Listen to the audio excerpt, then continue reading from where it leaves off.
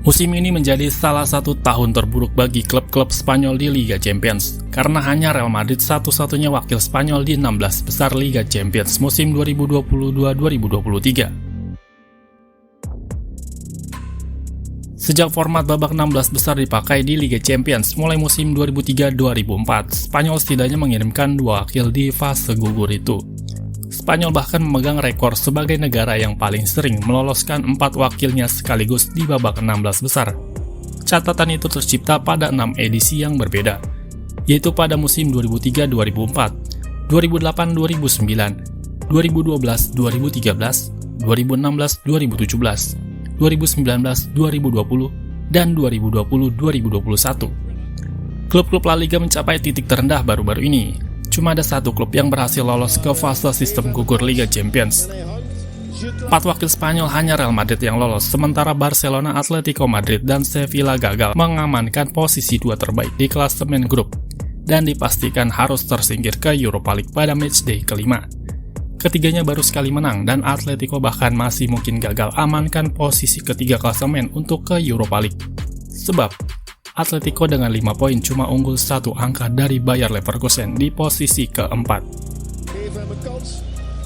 Jika mereka gagal meraih poin penuh di partai terakhir dan Leverkusen yang menang, maka pasukan Diego Simeone jadi juru kunci dan gagal total di kompetisi Eropa musim ini.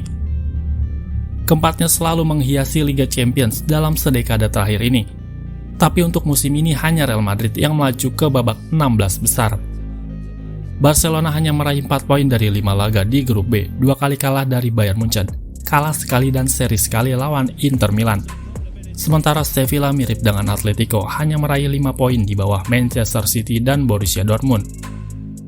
Menurut catatan Mr. Chip, klub-klub Spanyol secara total cuma menang 6 kali di Liga Champions musim ini dan lebih banyak kalahnya, yakni 8. 6 sisanya berakhir imbang.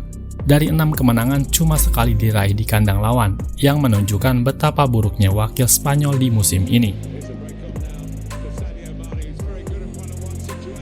Bandingkan dengan wakil-wakil Italia, mereka nyaris seperti Spanyol, namun di matchday kelima, Inter Milan berhasil menyusul Napoli ke 16 besar, dan AC Milan memiliki peluang besar untuk lolos di matchday ke-6, dengan minimal meraih hasil seri. Hanya Juventus yang tampil buruk dan terjun ke Europa League. Klub Spanyol di fase grup UCL sejauh ini total hanya meraih 6 kemenangan. Wakil-wakil Italia meraih 11 kemenangan, Inggris 12 kemenangan, dan tim Jerman jadi paling banyak dengan 13 kemenangan dari total laga yang sama, yaitu 20. Ini jadi sebuah pertanyaan besar ketika tim-tim Spanyol menguasai Eropa sejak 2010. Ada Real Madrid yang meraih 5 gelar dan sebagai juara bertahan musim lalu yang menjaga muka Spanyol di babak 16 besar musim ini, dan Barcelona 2 gelar.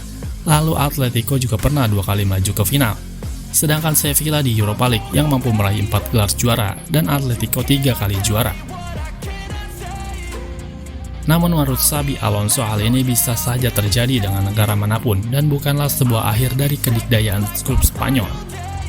Tidak adil jika menghakimi sesuatu hanya dalam semusim.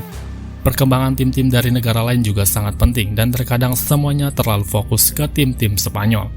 Ketika tim-tim dari negara lain tampil luar biasa, Anda bisa melihat tim-tim lain bermain di level tertinggi setiap pekannya.